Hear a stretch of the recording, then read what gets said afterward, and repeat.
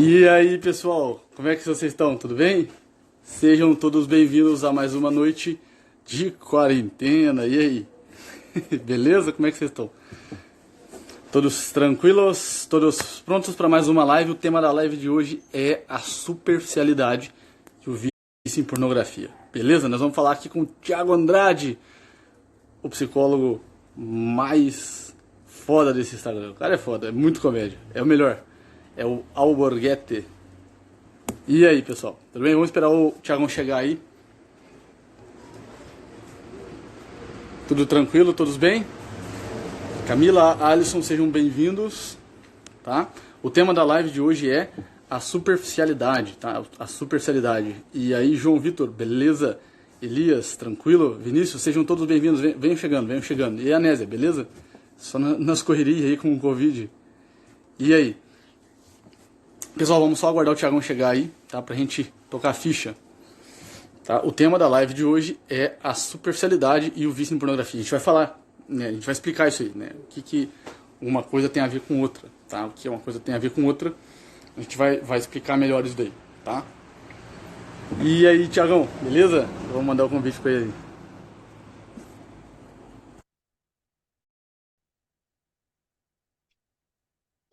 O lombo tá preparado para as bordoadas. Fala, Miguel! Salve, Thiago! E aí, beleza? Beleza, cara? Alegria falar contigo. 100%. Prazer todo meu, Thiago. Todo meu. Legal, cara. Que bom que deu certo da gente falar hoje, cara. Graças a Deus. Graças a Deus. Muito bom. É isso Muito bom. aí. Cara, Muito bom isso aí.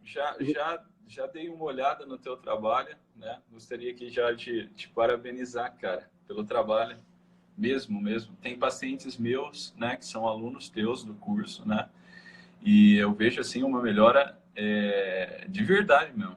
De verdade. Eu atendi um paciente essa semana, né? Um paciente meu já tem um tempo, alguns meses. E ele é aluno teu, né? Do teu curso, né, cara? E, cara, Legal. sensacional. A última sessão, assim, cara, foi 2 horas e meia de sessão, a gente conversando, né? Sobre as coisas que você ensinou ali. Cara, foi sensacional. Foi um pressuposto, assim, para a gente conseguir um êxito do caramba aqui na terapia. Muito bom, cara. Parabéns mesmo. Pô, que legal, cara. Sério. Que legal. E é uma coisa É assim assim, que a gente vai trabalhando. ninguém está fazendo, cara. É um trabalho necessário, um trabalho super importante. Parabéns mesmo, Miguel. Que coisa, negócio Valeu. sensacional. É isso aí. Valeu. Obrigado, Thiago. É isso aí, cara. É isso aí. A gente vai se ajudando. Uhum. E é bom mesmo, assim, né? Como eu falei, acho que eu tava conversando com o Matheus Basso, e eu falei com ele, falei, cara, eu queria entrar pra guerra depois dos 30 anos, mas caiu no colo.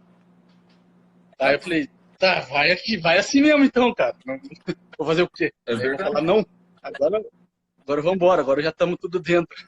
Cara, a gente vê assim, ó, que existe uma urgência mesmo, né? Em ajudar o pessoal e, e a pornografia, né? Nesse sentido, no trabalho que você faz, recuperar o pessoal desse vício maldito, assim, né, cara? Que assola a maioria das pessoas, né? Hoje em dia, cara, é essencial, né? É essencial. A gente vê um monte de clínica, né, de adicto mesmo, né, de álcool, droga e tal, mas um dos grandes vícios, né, que é um mal, assim, digamos que invisível, é esse treco da pornografia, cara. Isso daí assola a vida da maioria das pessoas. A maioria dos meus pacientes, assim, né, é, os que não são, né, os que não têm o vício da pornografia, da masturbação, hora ou outra na vida, passaram por uma fase meio obscura, assim, meio sombria nesse terreno, né? E, cara, é difícil demais você encontrar alguém que consiga resgatar, né, as pessoas desse abismo aí. Cara, é uma droga, é uma droga moderna, cara. É, E não tem quem faça, por isso, cara, é sensacional. Sensacional. Eu assisti tua live é. com o Ítalo, cara. Eu assisti uns pedaços. Eu tava atendendo aqui, aí no intervalo outro eu botei aqui, cara, vocês estavam Legal, velho. falando, né? E eu botei, achei demais, cara. Eu curti pra caramba. Curti. Pelo menos a parte que deu pra pegar ali, achei sensacional. Muito bom. Muito bom, muito bom. E esse foi um problema, Thiago, assim, que de cara, eu vi isso aí, né? Falei assim, o que aconteceu, né? Eu tinha esse problema. E aí eu falei, caralho, eu preciso de ajuda. Hum, E aí o que aconteceu? Como acontece com todo mundo. Vou procurar ajuda. E daí eu ia pros padres e tal, e não tinha ajuda nenhuma, cara. Eu tentava fazer as coisas que eles falavam pra fazer e não dava certo. Como acontece com 90% das sim. pessoas. Vou tentar fazer isso. Chega lá, o padre manda, reze mais. E eu tentava fazer e não dava certo. E aí eu comecei a estudar o assunto. Comecei a estudar o assunto e falei, vou começar a falar isso daí. E aí, o que eu percebo hoje, né? Existem, existe uma tendência assim, ó. Por um lado, e aí isso é muito até prejudicial, né? Assim, ó, é até prejudicial para o pessoal que tem visto pornografia. Por um lado, eu vejo um pessoal tentando ajudar com o famoso moralismo sexual. É. E isso cria uma merda, assim, ó, Gigante, né, velho? uma pica desse tamanho, cara. É isso. Que o cara, assim, ó, a gente sabe que é isso que acontece. Sim. Né? Por quê? O sujeito ele não tem dimensão do que é vida espiritual ou mundo espiritual, e ele reduz a religião à moral. E aí, ao invés dele, né, ajudar o sujeito a se livrar de um problema sexual, integrando ele numa vida mais profunda, Uhum. ele acaba forçando a barra e espremendo demais a consciência do sujeito, neurotizando o sujeito, né? Falando, não, você não pode fazer isso, não pode fazer isso, não pode fazer isso. E aí o cara fica patinando. Então, essa tendência eu peguei logo no início. Assim, quando eu for ajudar as pessoas, isso eu tenho que saber. Então, e aí, isso é uma das coisas que quando a gente ensina pro camarada, a primeira coisa que tem, fala assim, ele tira um peso das costas e fala assim, tá, entendi. Aí ele respira, agora vamos trabalhar então. É isso mesmo que acontece, cara. Justamente porque, Miguel, eu vejo assim, cara, que falta uma formação de ponta no clero, né? O clero a igreja é um agente histórico, né? A igreja é um agente histórico. Só que a formação, você pega a formação deles, substancial, é deprimente, cara. É deprimente hoje, por exemplo, eu atendo muita gente desse meio, né? Desse meio assim, católico, protestante. Cara, eu atendo nego que sabe mais, tipo assim, ó, o cara entende mais de igreja do que o próprio padre, entende? O cara tem um conhecimento teológico e doutrinário mais que o próprio padre. Então, a formação do clero, ela é toda deficiente, seja no sentido mesmo assim, específico ali das funções sacerdotais e principalmente, cara, no que diz respeito à direção de almas, entende? É, Toda a teologia ascética e mística ali, por exemplo, cara, tá até aqui, ó, deixa eu pegar aqui, cara, eu acho que isso daqui, essa obra aqui, ó, por exemplo, do Tanqueray, né, o compêndio de teologia ascética e mística, isso daqui sumiu da formação sacerdotal. Você pegar é. quais os seminários que abordam ali, ou que tem o Tanqueray como bibliografia, cara, quase que nenhum. Então, tipo assim, meio que parece que o clero de uns tempos para cá virou tipo uma coisa assim, ó, o atendimento pastoral virou uma ONG. Não existe mais diretor de almas. Não existe quem sabe o que é a alma humana, como ela funciona, como funciona a mente humana. Aí o que acontece? Vai dar merda mesmo. E o problema é que você não encontra isso em nenhuma instituição assim oficial. Aí você vai buscar na universidade, eles também não te dão uma substância da coisa, né? Você vai buscar na igreja, também não tem. Você tá entendendo? E, cara, aí o cara fica perdido, tá entendendo? O cara fica louco. E todas as abordagens vão levar o cara para esse desespero, esse lugar de desespero aqui, né? E é onde Uhum. que vai gerando mais e mais conflito, vai gerando mais e mais angústia, e o cara vai buscar cada vez mais o alívio dessa angústia aí. Onde? No vício, né? Então, essa falta de educação, assim, no sentido substancial da coisa, é a causa disso tudo, cara. Eu vejo isso, né? Então, eu atendo pessoas que passam por isso, passam por essa dificuldade, né? Mas eu vejo que o problema é muito mais fundo e que a pornografia, a masturbação se dá como sintoma da coisa, né? Sim, É muito mais como um sintoma do que uma causa, né? O vício, ele é sempre um sintoma. Então, as pessoas passam por esse tipo de aconselhamento, seja de um padre, seja de um pastor, ou de algum líder, assim, de alguma religião, mas não resolve, cara. Não resolve por quê? Porque existe uma deficiência na formação dessas pessoas, entende? E é difícil encontrar, porque as instituições mesmo não dão conta mais disso, cara.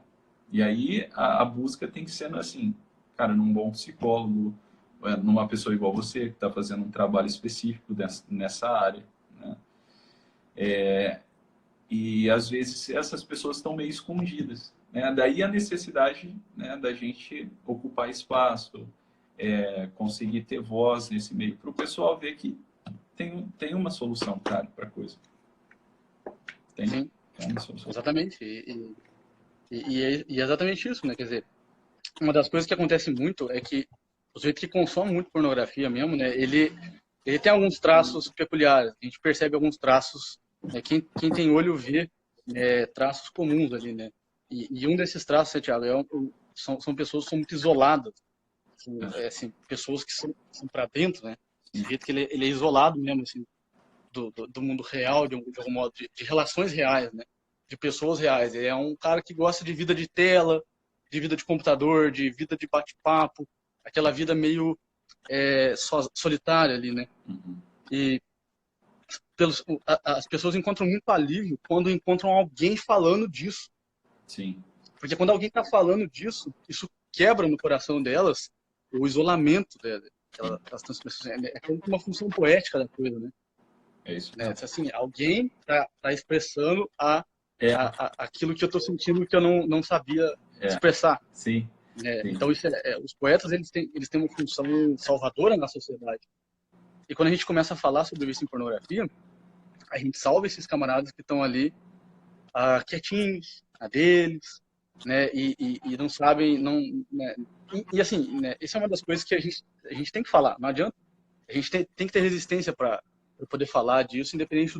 O problema é que no Brasil o conceito de resistência não existe. Sim. Ninguém resiste a nada no Brasil. O cara, É verdade.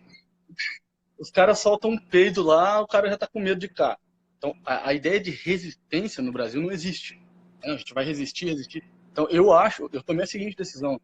E nós aqui estamos tomando essa decisão, na verdade. Né? Nós vamos resistir, resistir, resistir, até uma hora que eles cansam.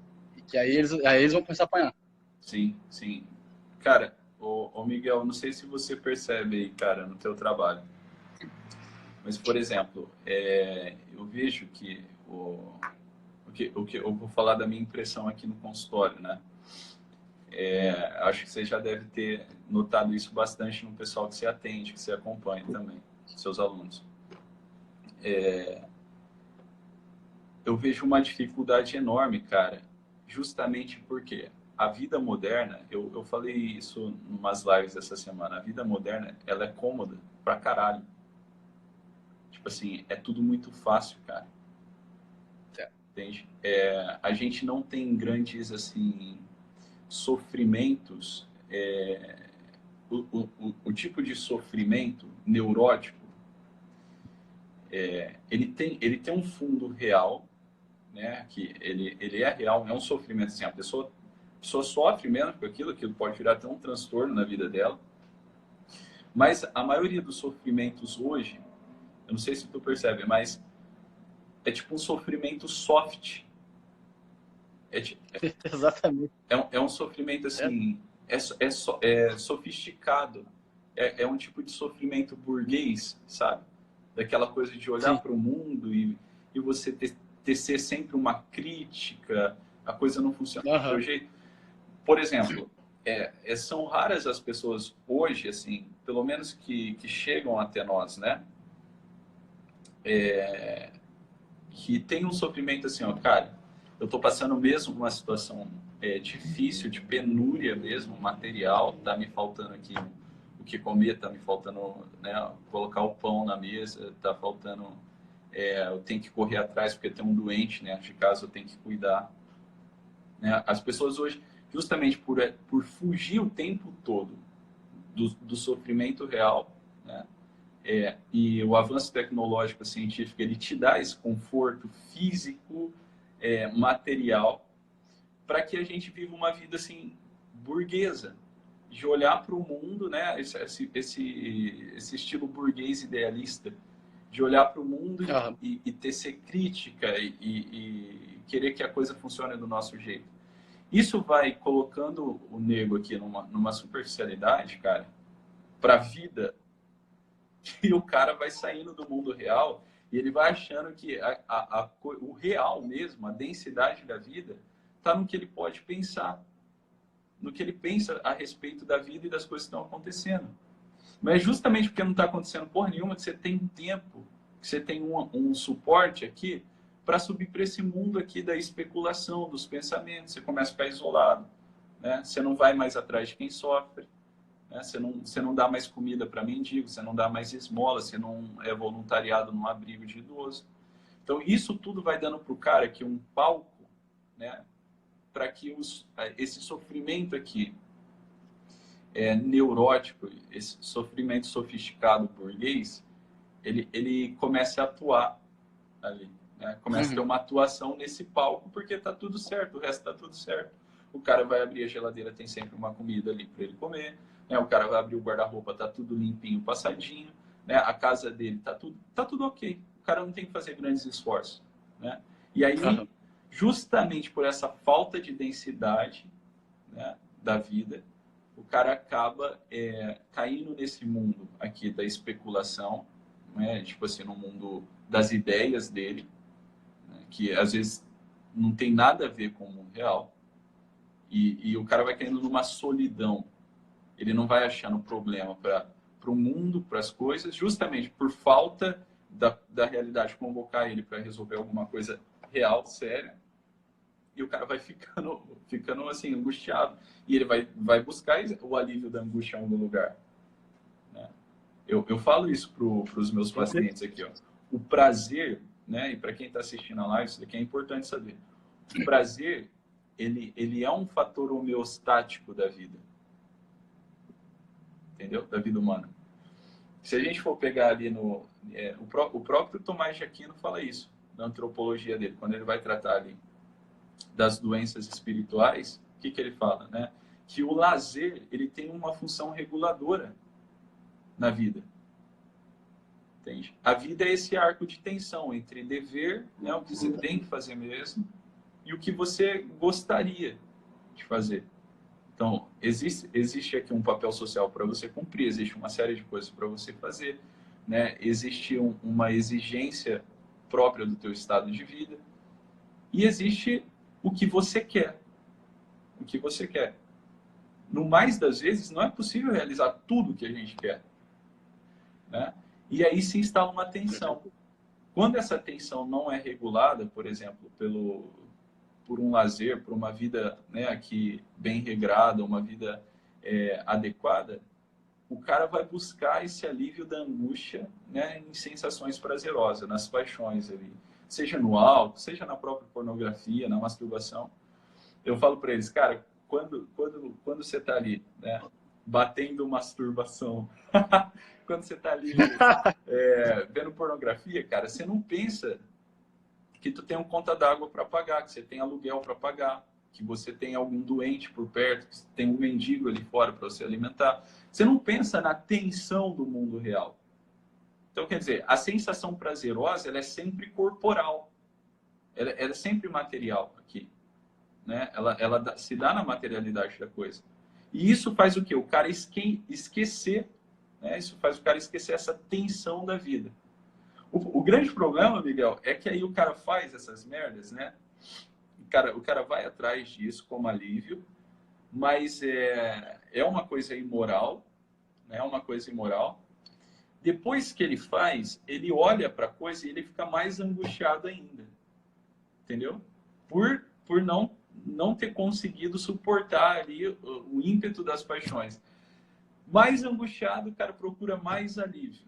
Aí fica mais angustiado, aí mais pornografia, mais masturbação. Então, tipo assim, é uma bola, viu, um negócio vira uma bola de neve. Eu não sei se você vê isso no pessoal que você atende. Provavelmente sim, né, cara? Exatamente isso. É exatamente isso. Sim. Exatamente. O sujeito ele começa, e aí e o que acontece? Isso vai fazendo com que, quanto mais ele pratica uma coisa, quanto mais ele pratica uma coisa, mais aquilo vai entrando no sangue. Então, isso quer dizer o seguinte: olha, se quanto mais você esquece de dar comida pro mendigo lá fora, e quanto mais você deixa de dar comida pro mendigo lá fora, e mais você entra no mundo da pornografia, mais isolado você vai ficando do mundo real. E mais dentro da tua própria ideia tu vai ficando. Assim, é quase que o Raskolnikov, né? Exatamente. É quase que o Raskolnikov, né? E aí, é óbvio que isso daí é palco para reclamação. É óbvio que isso daí é palco para reclamação. O mundo não me ama, o mundo é mau, as pessoas não me amam, né? Assim, eu é que merecia, e eu vejo, a gente vê muito isso também, né? Trabalhei o dia inteiro, né? Tive muita encheção de saco hoje, e agora aqui está a minha recompensa. É. Como, né? Quer dizer, então, falta muito essa noção real, né, que a gente está colocando aqui, que é a questão, né, da densidade da vida. Sim. Sim. Da densidade da vida. Né? Do que você deveria estar fazendo, mas não está. Ó, O que você deveria estar fazendo agora, exatamente agora, mas você não está. Não faz por uma série de coisas. E assim, o fator cultural ele influencia muito nesse sentido aqui. Né? E o pessoal acha que assim, ó, o mundo é aleatório, as coisas acontecem porque tem que acontecer. Né? Na cabeça da maioria das pessoas, tipo assim, ó, elas acham que não tem ninguém querendo controlar o comportamento delas. Uhum. Assim, você fala isso para a pessoa hoje, com uma pessoa, e ela vai olhar para você assim com desdém, e ela vai falar assim, teoria da conspiração, né? Mas, cara, isso daqui é real. Existem pessoas no mundo que sei lá, a fim de ter prazer, de ter grana, etc., eles querem controlar seu comportamento. Entendeu? E a pornografia é um meio disso daqui. Cara, eu não sei se você aborda isso no seu curso, Miguel, mas o tanto de dinheiro, cara, que rola no meio das produções cinematográficas, assim, de pornografia, é muita grana. É muita grana. É um negócio, assim, trilouco, cara. Um dia eu parei para ver alguns documentários e algumas reportagens. É muito dinheiro, cara. É muita Muito grana, dinheiro. é muita grana. Entende?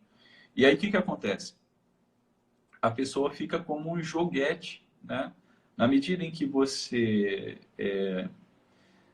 decai aqui na tua natureza humana, né? Que você tem uma natureza intelectual, você consegue, né, abstrair as coisas, você consegue organizar a sua vida e ser uma pessoa de verdade. Quando você fica escravo, né? Na medida que você fica escravo, você fica passivo de controle, né?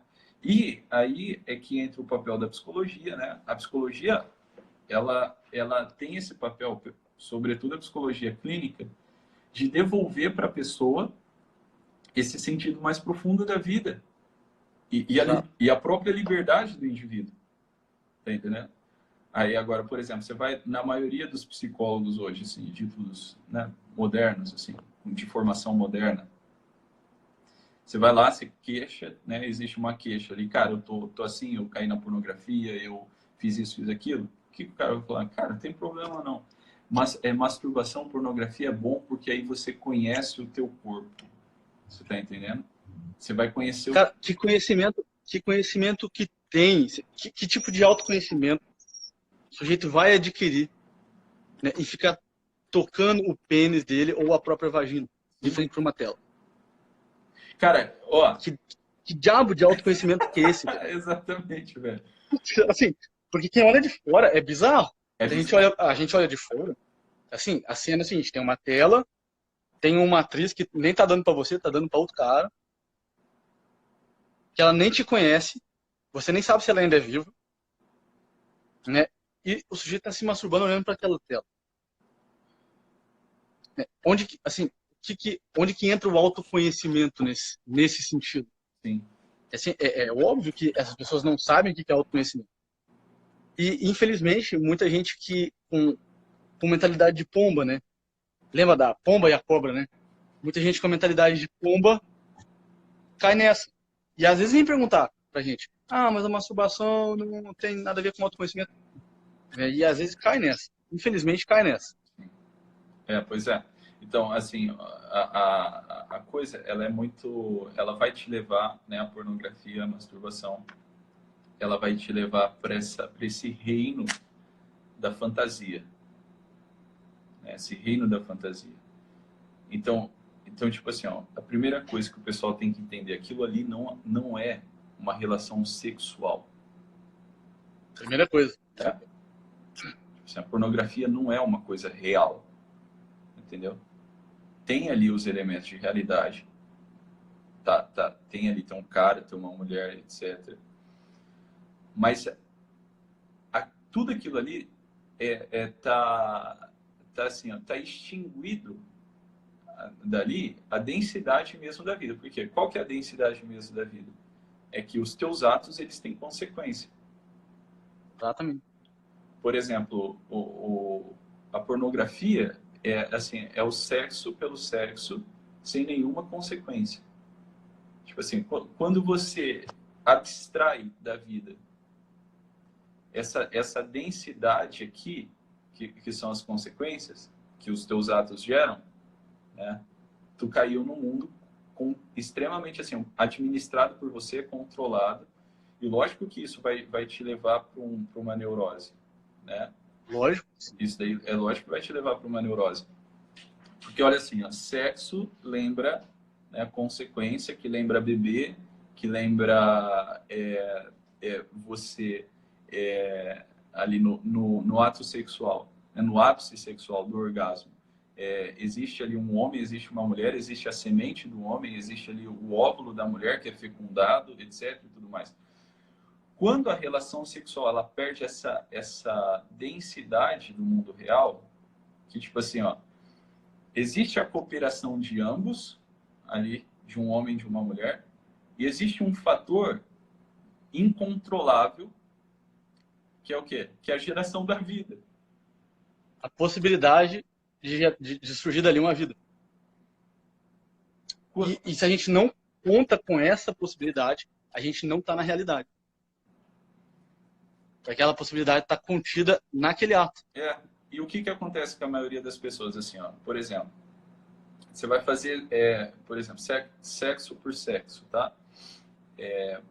Prazer pelo prazer. Na medida que você vai entrando nisso, por exemplo, você vai retirando de um ato aqui, né? Você vai retirando do ato toda a densidade de realidade que há nele. Porque o que é a realidade? Cara, muita gente pergunta isso para mim. Realidade é esse reino da imprevisibilidade, do que você não controla. Entendeu? O reino das possibilidades latentes ali. Na hora que você começa a controlar isso daqui, por exemplo, porque ter um filho depois de ter um ato sexual vai exigir de você um esforço, vai exigir de você uma responsabilidade, vai exigir de você uma série de coisas, né, que vai modificar mais ou menos a estrutura da tua vida, tu tira o teu da reta. Entendeu? Tira da reta. Todas as vezes que você tira o teu da reta, você está perdendo a substancialidade da vida. Você está entendendo? Está perdendo a substancialidade da vida. Todas as vezes que a gente tira a essência do ato, ali, dos atos da vida humana, todas as vezes que a gente abstrai aquilo que é essencial, aquilo que as consequências do negócio, a gente perde a densidade da vida. E aí é onde vai angustiando. Vai angustiando porque como assim, fosse... Você não está vivendo. É como se fosse atos assim, uma coisa assim que não é uma coisa fluida, uma coisa muito boba assim, uma coisa assim, tipo um vento que passa, sabe? E a vida não é para ser isso, né? A gente tem a vida aqui, a vida é densidade em todos os sentidos, em todos os sentidos. Quando é retirado disso daqui, isso daqui começa, cara, sempre as merdas todas começam sempre na educação. Sempre na educação. Por exemplo, quando você vê uma criança que está sendo educada, um adolescente e tal, por exemplo, a questão da vida em si, da morte, né, da trama da vida, isso daqui é tirado da educação do ser humano hoje. A educação moderna, ela é uma forma assim, ó, tu é educado para ser um cidadão, você é educado para entrar no mercado de trabalho. Então, tipo assim, ó, de todos os cantos, parece que os veículos educacionais culturais estão tirando de nós, assim, aquilo mesmo que é a vida humana. Daí a lógica vai dar merda, velho. E no limite, Thiago, é justamente a ideia de que nós vamos morrer um dia, a ideia da morte, no limite, é essa ideia, vamos dizer, que dá para nós o peso da vida. Uhum. Acho que assim, até a gente chegar aí, a gente tá só brincando, ó. Sim, sim. Então, assim, se a gente não. E aí, assim, ó, se a gente não medita, e eu gosto muito de falar disso. Eu gosto muito de falar disso. Se a gente não medita na morte, se a gente não vai no cemitério lá, fica ali uns minutos. E aí, ali a gente vai perceber que, cara, eu vou morrer. A gente não faz isso, né, com frequência, a gente não tem esse hábito assim, frequente de pensar. E aí, como você está falando, a educação moderna, ela tirou isso, né, de vez dos currículos, tirou isso de vez da cabeça dos meninos, tirou isso de vez de circulação. Sim.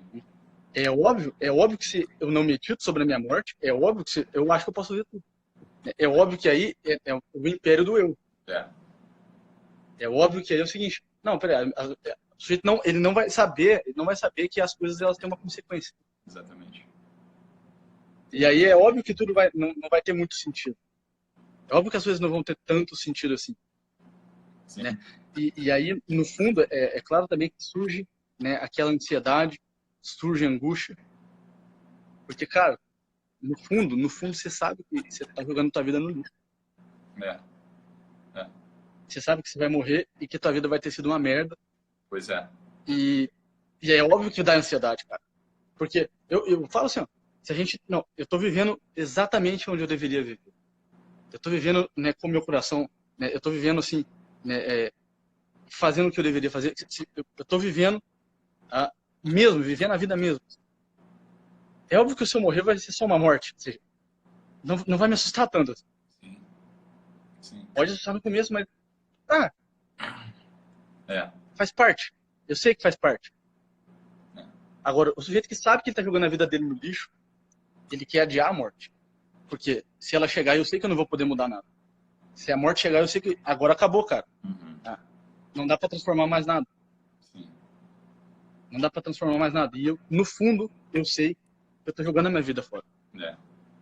No fundo, eu sei que eu poderia estar alimentando um mendigo com fome lá. Cara, é um negócio assim, ó. 15 minutos, você prepara um macarrão e você alimenta o mendigo na rua. Isso, assim, você não faz isso por amor próprio. Você não faz isso por amor próprio. Né? Não faz isso por vaidade.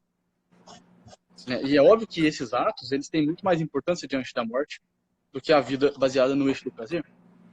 Exatamente, cara. Exatamente. É até oportuno falar isso agora, assim, no meio dessa doideira toda, né? Desse surto todo aí que está acontecendo. Porque, tipo assim, ó, tá todo mundo louco, preocupado, né? Justamente porque quando a pessoa olha a própria vida dela, aquilo que ela fez da vida dela, ela vê um imenso vazio ali. Entendeu? E isso causa um desespero enorme. Tem uma história que eu ouvi uma vez numa formação que eu participei, de São Domingos Sábios. que ele estava ali, né, junto com a molecada toda que andava com Dom Bosco ali, e tinha uma galera, né, jogando bola, assim, eles estavam tudo divertindo ali, jogando bola. E aí depois eles reuniram ali conversando, e aí surgiu um papo assim, ó, cara, se Jesus voltasse agora, se o mundo acabasse agora, o que você ia fazer? Aí um disse assim, eu ia para a igreja rezar. Aí o outro moleque falou, eu ia ficar com a minha família. Eu ia abraçar o meu pai, eu ia pedir perdão para a professora, eu ia me confessar, eu ia fazer isso, fazer aquilo outro, né? E o São Domingos Sá ficou quieto. E ninguém entendeu nada. Aí perguntaram para ele, chegou na vez dele, perguntaram para ele, e você, Domingos? O que você ia fazer? Daí ele olhou assim, se o mundo estivesse acabando, se Jesus estivesse voltando, o que você ia fazer? Falei assim, eu ia continuar jogando bola. Perfeito. É isso aí. É essa porra mesmo. Eu ia continuar jogando bola. Uhum. Entendeu? É isso, Porque, cara, quer é dizer, isso mesmo. o cara, ele tava ali, embora uma criança, um adolescente, um pré-adolescente, né? Tava ali, mas ele tava com o coração dele fazendo o que era para ele fazer. Fazendo o que era para ele fazer. Exato. Entendeu? Exato. É isso mesmo. Essa sensação aqui, ó, quando você abre o coração para o mundo real, eu falo isso. Às vezes eu dou umas respostas aí nos stories, né? Eu falo assim, cara, eu sou viciado em pornografia e tal. Eu falo assim, olha, cara, arruma uma mulher, faz um filho, casa, tenha filho. Exato. Assim, Exato. não, mas isso não resolve o vício da pornografia. Ora, cara, vamos descer desse mundo aqui da imaginação, tá, para o mundo real. Vamos supor, o cara tem a maioria das pessoas aqui, ó, que tem um vício da pornografia, são pessoas que não têm coragem de ter uma relação real. É isso mesmo. De chegar numa mulher. Por exemplo, a maioria das pessoas, isso daqui tá? É um dado meu. A maioria das pessoas que Mas eu é isso vi mesmo. que tem problema com pornografia e masturbação são pessoas ditas castas. Ok? Tá soltando os ouro agora. Entendeu? Mas é isso mesmo. Aí, tipo assim, ó, a pessoa tem uma ideia, né, mal formada do que seja sexo, ela acha que sexo é aquilo ali que ela vê na tela do celular, do computador, né? Ela acha que é aquilo ali uma coisa assim, né? De outro mundo, né? A quintessência do prazer humano, assim. Não que não seja, mas ela acha que é uma coisa assim, né? Oh, nunca teve uma relação sexual na vida, né? Cara, eu também atendo pessoas assim, que são casadas e tal. Cara, você vê que a coisa não é só isso, entende? É um complemento, né? O sexo, ele é um lugar de intimidade, mas ele é um complemento da vida humana. Ele não é tudo. O que acontece com uma pessoa que é viciada e está nesse reino aqui da fantasia da coisa? Ela fica olhando aquilo ali, e ela acha que aquilo ali, né, é tudo da vida. É tudo da vida. E aí ela não consegue ter a atitude, cara, de entrar na vida real, né? Chegar numa mulher, ter um relacionamento saudável, assim, né, cara? Casar, porra, ter Sim. filho. Porque, porra, né, há muito mais substância em você ter relação sexual com uma mulher do que você ficar na frente do computador se masturbando. Por exemplo, aí o cara vai falar, porra, mas não cura pornografia. Não cura o caralho. Na hora que o cara, né, tá, vamos abstrair a coisa aqui, ó. Mesmo que o cara não seja casado, na hora que o cara tem uma relação sexual ali, que ele tem um filho, ele vai ter que se ferrar, cara. Ele vai ter que dar conta do recado, você tá entendendo? A realidade, né? A realidade vai Convoca. mexer com ele. Na hora que o cara vê um bebezinho ali, na hora que ele vê uma mulher grávida, pode bater um certo desespero? Sim, pode bater, porque o cara tá acostumado a viver nessa vida de merda, cheia de prazer, Medroso. sem densidade. Né? Só que agora o cara vai agir, o cara é convocado a agir. A realidade, tipo assim, a realidade ela tem uma força muito maior do que a abstração que a gente é capaz de fazer dela. Exatamente. Né? Então, a realidade vai empurrar o cara mesmo para se virar na vida. Tá entendendo? E agora, por exemplo, se ele tem uma mulher, né, se ele tem uma família, né, ele já não precisa viver mais nesse reino da fantasia sexual. Por quê? Porque ele pode copular com a mulher dele ali. Tá entendendo? E lógico que isso vai diminuir, né, vai diminuir um monte esse ímpeto para esse mundo controlado da pornografia. Tá entendendo? Perfeito, perfeito. E você sabe muito bem, bem melhor do que eu, né? Que é óbvio, tudo que a gente está falando, a gente vê assim, em 2 segundos no viciado em pornografia, essa necessidade de controle absoluta, né? É claro que esse é um problema da modernidade, mas o viciado em pornografia ele é muito controlador. E ele não consegue suportar um segundinho de contradição, um segundinho de frustração. Tanto que a própria pornografia é isso. Né? Eu pauso quando eu quero, eu ponho play quando eu quero, eu pulo o vídeo quando eu quero. Ah, eu não gostei desse, agora eu quero o outro. Só que isso, meu filho, isso não é real. Sim. E tu falando aí, Thiago, cara, eu lembrei de uma história, assim, que é assim, é monástica mesmo. O sujeito chegou para um monge e falou: Ah, Abade, eu tô com um problema aqui para viver a castidade. Era um monge do mosteiro. E o Abade falou: Ah, muito bem, problema viver a castidade, vem cá. Aí levou ele lá, tirou ele da cela. Assim, ó, pega um tanto de barro aí. Aí ele pegou. Agora traz esse barro aqui pra tua cela. Ah, tá aqui, Abade, esse barro. Pessoal, fica com a gente, presta atenção, olha só. Presta atenção. Agora você vai pegar esse barro aí e você vai fazer uma escultura de uma mulher. Tá? Tá aqui, ó, faz igualzinho. Aí ele fez. Agora essa aí é a sua esposa.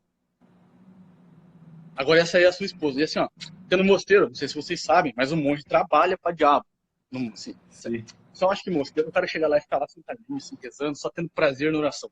É o caralho, você tá entendendo? Ninguém aqui aguentaria 2 dias de um bom mosteiro. Assim, a vidinha burguesa não deixaria a gente ficar ali.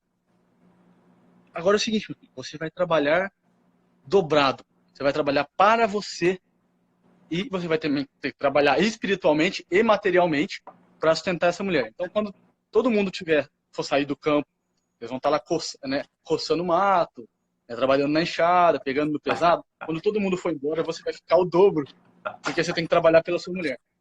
Quando todo mundo sair do momento de oração, você vai ficar o dobro, porque você tem que também rezar pela sua mulher. Tá. Aí o cara fez isso uma semana. Ele chegou a Abade, olha, já diminuiu muito, obrigado, mas eu ainda tenho problema na castidade, eu ainda não tô conseguindo viver a castidade. A Abade falou, vem cá, pega mais barro aqui. E voltou lá, velho, e falou assim, agora é o seguinte, negão, agora tu constrói aí uma estátua desse tamanho aqui, agora vocês tiveram um filho. E agora você vai ter que trabalhar o triplo, você vai ter que trabalhar para sua mulher e para o seu filho. Passou uma semana, o monge chegou, Abade, eu não aguento mais, pode tirar as estátuas lá, acabou minha tentação contra a castidade. Não tem mais tentação contra a castidade. Mas é exatamente isso que você estava falando, exatamente isso que a gente estava falando. Né? A gente foi colocado no mundo para trabalhar e para ser responsável. Para ser responsável.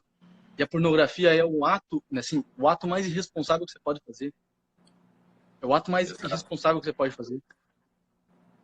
Você está tirando o teu da reta ali, né, ô Miguel? Você está tirando o teu da reta. Está tirando o teu da reta. Né? A tua mãe está com câncer, está no hospital, e você se sentiu frustrado por conta disso e foi procurar pornografia. Pô, tu é muito egoísta mesmo. Tá tirando o teu da reta. Né? Vai lá sofrer junto com a tua mãe. Vai lá abraçar a tua mãe. Vai lá sofrer junto com ela, pô. Vai lá viver essa experiência. Sim. Tá com medo? Vai lá viver essa experiência. É isso aí. Isso é a vida, pô. Exatamente. Isso é a vida. É isso mesmo. Ó, um dado aqui que eu observo também, uma pessoa que tem dificuldade com essa coisa, que ela fica apática nas relações. Tipo assim, ó, o cara entra naquele looping ali, e tipo assim, ó, o cara não consegue mais, ele não quer se relacionar. Por exemplo, como ele tem um alívio do prazer, ele fica ali 2, 3, 4, 5 horas vendo pornografia, né? Na hora que ele tem um alívio do prazer, ele não consegue, por exemplo, se relacionar. Aquilo vai, tipo, enfraquecendo o cara. O que é completamente... isso não é só por conta de uma questão, assim, moral, cultural, não. Isso daqui é próprio da natureza humana, né? Sim. O cara tem um alívio prazer, ele começa a ficar apático para a vida. Ele começa a ter uma certa fobia, tipo assim, de pessoas, de conversar, de fazer a coisa acontecer. Tipo assim, ele vai, isso vai fazendo com que ele vá se esquivando da dificuldade das atividades que ele tem que realizar, entendeu? Vai deixando o cara preguiçoso, né? E isso vai trazendo uma série de consequências para a vida do cara. Pode virar um transtorno grave na vida. A gente considera transtorno, Miguel, aqui, clinicamente falando, né? O transtorno, ele só é um transtorno quando acarreta uma perda real para o paciente. Por exemplo, né? O cara caracteriza que ele tem um transtorno quando ele já não consegue mais executar as atividades que, se ele estivesse num estado normal, ele executaria. Então, isso pode virar um transtorno na vida do cara. E é o que geralmente acontece, entendeu? Geralmente acontece. O cara não consegue levantar para trabalhar, o cara não consegue mais estudar. É lógico que ele não consegue mais estudar, porque ele está apegado nesse mundo dos prazeres, né? O foco de atenção dele cai consideravelmente sobre as coisas.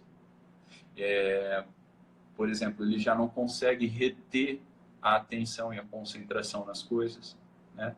Isso vai acarretando uma série de prejuízos para a vida do cara, que quando ele vê, ele já não tem mais força para fazer nada. É como outro vício, é como qualquer outro vício. Mas, né, igual você falou ali, como não tem ninguém falando dessa porra, parece que não existe. Entendeu? Parece que não existe. Exato. Tudo aquilo que some, né, tudo aquilo que não ganha, que não ganha luz no imaginário popular, é como se a coisa não existisse. Eu falei isso com um paciente meu, essa semana até. Eu falei assim, cara, eu falei para ele que quando eu sempre quis ser psicólogo, né, Miguel? E eu sempre quis ajudar as pessoas que tinham sofrimento. Até uma época eu pensei, eu achava, né, que eu tinha vocação sacerdotal, religiosa. Eu fui para um convento dos franciscanos da Imaculada lá em Anápolis. Passei uma temporadazinha lá até ver que não era. Mas eu sempre tive esse negócio de querer tirar as pessoas do sofrimento. Então, eu me achei dentro da psicologia assim que eu terminei, que eu estava no último ano da faculdade, né? Cara, eu sonhava assim, cara, eu deitava na cama e eu sonhava assim, ó, com o meu consultório, como que ia ser. Tipo assim, eu assistia filme para saber como organizar meu consultório. Tipo assim, como que ia ser por dentro, o que que ia ter, quantos livros, A iluminação. a iluminação, as poltronas, né? Eu perdi um tempo danado com isso, cara. E isso era bom, sonhar com isso. Eu me imaginava dentro dessa situação toda que hoje para mim é real, é a minha vida. E aí, cara, eu imaginava demais, cara.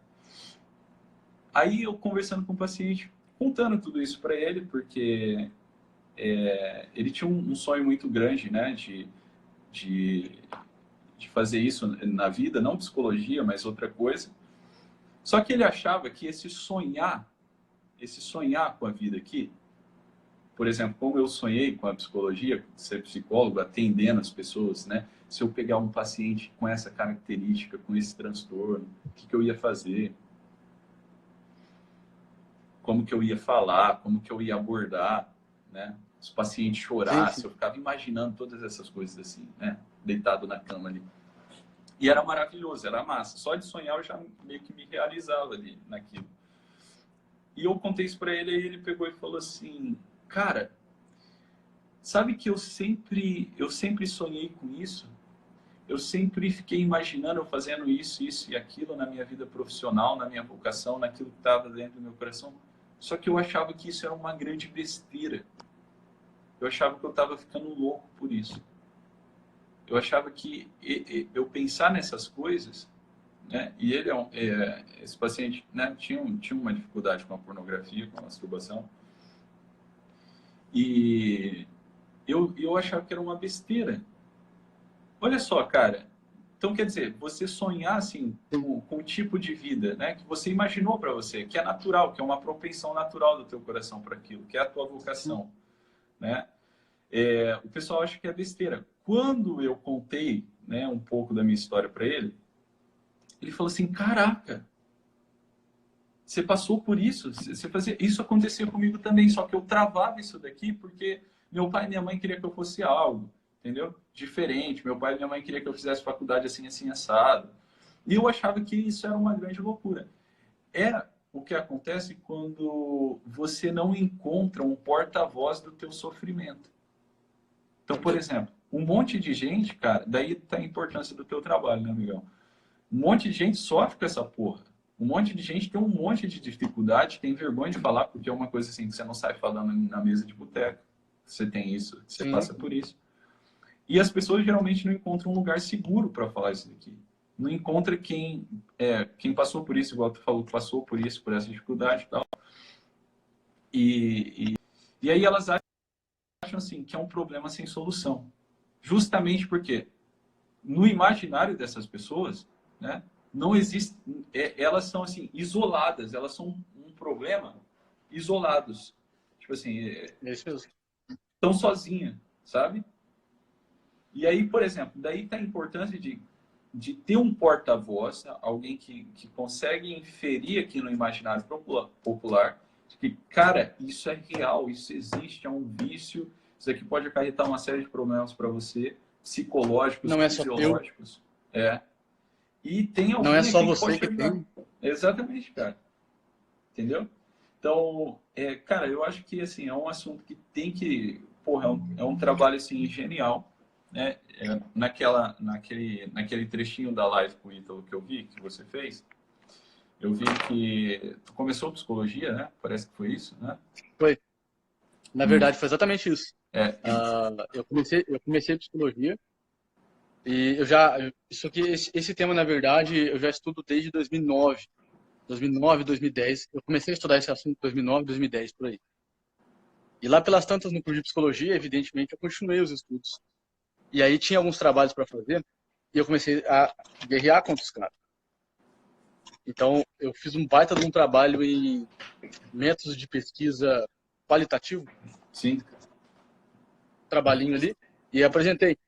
Só que o professor, eu moro no Rio Grande do Sul hoje, Thiago, mas eu sou de Minas Gerais. Então, eu fazia a UFSJ, Federal de São João del Rei. E lá, dominado por esquerdista e tal. E aí eu fui apresentar, né, sobre pornografia. E o professor da disciplina, ele era líder do movimento LGBT da cidade. Eu falei, foda-se, cara, eu vou apresentar isso aqui. E apresentei, e aí o professor falou, assim, um trabalho impecável. Só que o que eu queria fazer? Tinham 60 pessoas me assistindo, e eu percebi alguns olhares, no sentido de, putz, eu não sabia que isso existia e eu tenho esse problema. E era isso que eu queria. Eu percebi ali, nos próprios alunos que estavam assistindo, caladinhos, mas era isso que eu queria. E a professora falou, olha, esse teu trabalho não dá para aceitar, porque não sei o quê, porque é fé, essas bobagens. E aí eu falei, vou ter que te dar zero. Eu falei, então o senhor desça o zero, porque eu não vou fazer outro. Daí me reprovou na disciplina e tal. A história é muito comprida. Eu comecei psicologia lá pelas tantas. Né? Na verdade, eu fiz todas as matérias de psicologia. Fiz tudo, inclusive os estágios. caralho. Só que quando chegou no final, eu ainda trabalhava com isso daqui, eu já conversava muito sobre isso daqui, já falava muito, todo mundo já me conhecia por causa disso daqui. Eu já produzia conteúdo por causa disso daqui. E daí os caras falaram assim, não, peraí, né, esse sujeito aí tá muito religioso. Tem nada de religião. Daí aí eles falaram o seguinte, não, agora assim, eles inventaram um negócio. Falaram assim, você já fez aqui, porque assim, tem a coordenadoria de psicologia e tem a instância superior que recebe os documentos para emitir o diploma e tudo mais. Para você mandar o diploma para lá para cima, precisa passar pela contagem da coordenação de psicologia. E aí os caras da psicologia falaram, assim, não, parou, aqui vai parar. Nós só vamos mandar isso daqui para lá se você a cada 15 dias vir aqui e fizer um encontro com um professor de ética para ele reavaliar essa tua conduta ética, né? E o professor de ética era, sei lá, né? Já sabe como é que funciona. Eu falei, não, beleza. Só que assim, ó, eu falei, não, beleza. Eu ia continuar guerreando.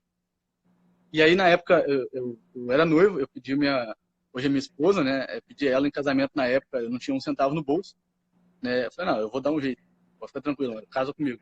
Daí, pedi ela em casamento, e ela falou, olha, a gente precisa casar, vai lá, pega esse diploma, tá? Ela sempre... Aí eu falei, ah, tá. Aí fui lá, enfim, os caras começaram a me enrolar, e eu percebi que eles iam me jubilar da universidade. Eles iam me enrolando até dar o tempo de eu não me formar. Foda, hein? E aí eu mudei toda a estratégia. Mudei toda a estratégia, peguei o histórico de psicologia e devo voltar para isso aí daqui a pouco. Eu devo tirar esse diploma daqui a pouco. Já tem tudo pronto. Vou aqui numa universidade da esquina e pego um papel aí em qualquer lugar. Sim. Se não pegar também, vou continuar trabalhando com isso aqui da mesma forma. Assim, para mim, Ótimo. foda-se, literalmente foda-se, entendeu? Vou continuar trabalhando desse mesmo jeito aqui, o conselho falando não, psicologia falando não. Agora já ninguém deter mais, né? Mas a ideia era, assim, já estive ali por bons 4 anos. Nossa, cara. Entendi. Então, e a questão, cara, é exatamente isso. Então, eu vi esse trechinho, você falando isso pro Ítalo, né? Que você teve essa treta toda aí com a faculdade, com o conselho e tal. Mas, cara, se você parar para pensar quem faz um trabalho assim, cara, você não encontra. Por exemplo, tem um curso lá do Padre Paulo e tal, só que é uma coisa assim, tipo, é passageiro, tipo, é um curso. Teorético. É teorético. E não tem assim, cara, quem acompanha ali o cara, entendeu? Tipo assim, ó, você vai fazer isso, é assim, sabe? Quem deu uma assistência terapêutica. E assim, ó, infelizmente, cara, dá para contar assim, ó, nos dedos de uma mão, né? Padre, pastor, essas coisas, que consegue ter um resultado efetivo no acompanhamento com as pessoas que estão tendo esse problema aí, né?